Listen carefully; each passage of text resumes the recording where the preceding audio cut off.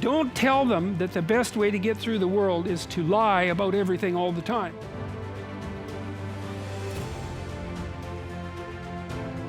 The reason I've been teaching students since 1993 about the Holocaust and what happened in the Soviet Union, and I've been trying to make them understand how that's associated with the unwillingness to accept personal responsibility, and educating them as deeply as I can about the horrors of exactly that sort of thing. Like, it's obsessed me ever since I was very, very young. And so not only is it not true, it's anti-true.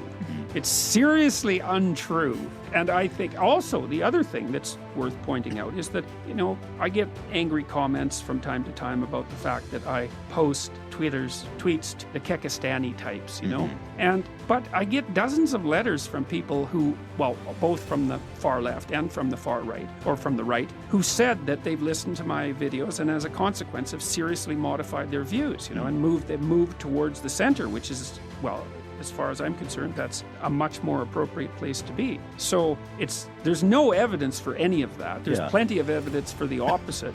When you're on your pathway to success, you're going to have this uncanny confidence in yourself that is going to be off-putting to a lot of other people, because they're not going to understand why you're so confident in yourself and why you truly believe whatever you're doing is going to be the best thing that you can possibly do. And they just don't understand because they truly don't have the confidence in themselves, and they don't believe in themselves, that they know deep down whatever they want to do, they can do. And if there's something they want to go out and do, they should try it because they know it is possible. Because when you have that self-confidence that's just uncanny and nobody else can replicate it, they're going to question why you're so confident, and they're going to think you're a tad bit arrogant. But that's okay, because you know that you can do anything you put your mind to, because you're going to put in that time and you're going to be hard working. You're going to put your nose to the ground and do that grind. That's what it's all about. Figuring it out, doing the time, putting in the energy, and figuring out what it is that you truly want to do and go after it relentlessly. Figure out a way to do it and figure out a way to get better at it and improve upon that day after day, and then eventually become the very best to ever do it, because you should never settle for second place and always be trying to do better than you were the day before. That's what it's all about, that constant improvement and trying to be better so that one day you can be the best. And once you're the best, it's all about keeping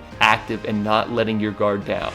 The way that we should view the world is victim versus oppressor, because that's the basic postmodern neo-Marxist template. It's the right way to view the world, is that it's a power ground. It's a battleground of power interests competing constantly. The ones that win are oppressors, the ones that lose are oppressed. That's the way you look at the world. And I think that that's wrong. That's a bad way of looking at the world, psychologically, sociologically, politically, economically, ideologically, you name it.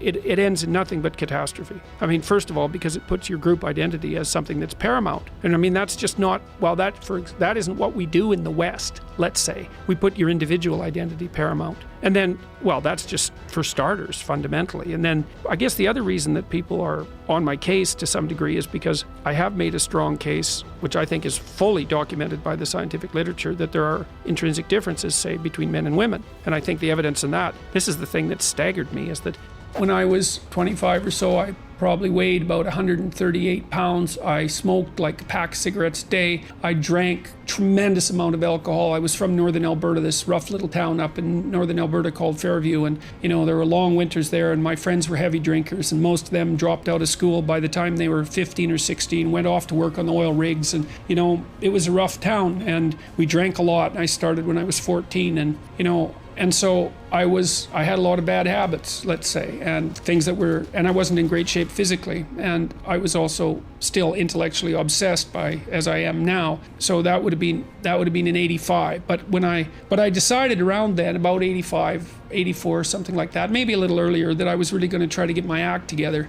So I started doing that. I quit smoking. Well, that took a long time because I eventually had to quit drinking too in order to quit smoking. And I started working out, started playing sports, which I'd never done. I had a fine time when I was a kid, but I needed really to get disciplined. And I had to do it because I was working on these hard problems that I've been discussing with all of you, and I've been working on them really, obsessively since I've quit reading the comments. The comments on Twitter are really they're such an odd way of communicating, because let's say you tweet something out and it goes out to, who knows, I think I have 1 million Twitter followers, it's something like that. And I don't know how many of them read what I tweet, but let's say 10,000 or something. It's just a guess. Who comments? It's not like it's a random sample. You know, like if I just pointed to 50 people in the audience randomly and asked for an opinion about something, I'd kind of get a good sample of what the audience thought. But if I said, okay, who had an absolutely dreadful morning and is just as bitchy as can possibly be imagined? Okay, so why don't all you people stand up, okay? And then I'll ask the most miserable of you for your opinion. That's kind of what Twitter's like. You know, so it's a form of pseudo-information. It's like you're communicating with people, and you respond to it like you're communicating with people because, well, you're accustomed to communicating with people, and so that's how you respond. But Thank you all so much for watching this video. If you haven't already, please go ahead and like this video, go ahead and subscribe to the channel if you're new, and let us know what you thought down in the comment section down below.